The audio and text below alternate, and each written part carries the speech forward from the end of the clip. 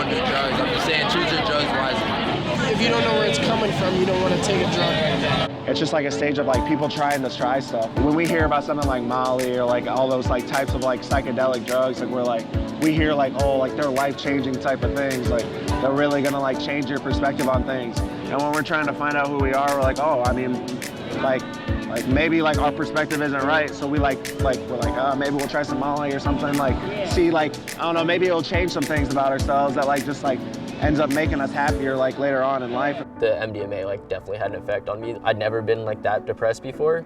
I started like really falling behind in school because I wasn't getting out of bed, wasn't going to class, wasn't even like eating really, just because like I just wouldn't leave my room.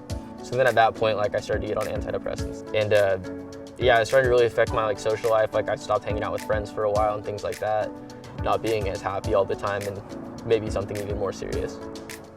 At the heart of the GPF Foundation educational initiative is a peer-to-peer approach. I think that because I have been in that scene before, that I can bring a little bit more of a personal experience to people that might want to try this drug or have already tried it. You know, it's kind of hard to listen to a lecture or someone talking to you when they don't actually understand that concept. The next thing we're going to talk about is adulteration, which is also known as lacing. So many MDMA users have unknowingly been exposed to other drugs that have been mixed into their ecstasy.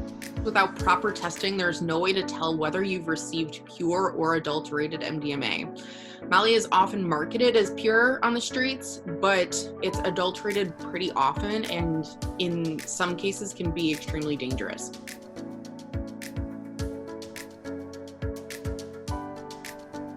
A lot of people talk about like they would do Molly and they would do cocaine and they would do, you know, caffeine. But it's kind of a different conversation when you're like, oh, is this meth? Is this bath salts? Like, is this fentanyl? Am I gonna die? Like, it's just important to know, like, I think a lot of people are willing to accept a certain level of risk associated with knowing, like, yeah, this probably isn't pure. But then once you understand what that could actually mean for you, I think it's a different decision.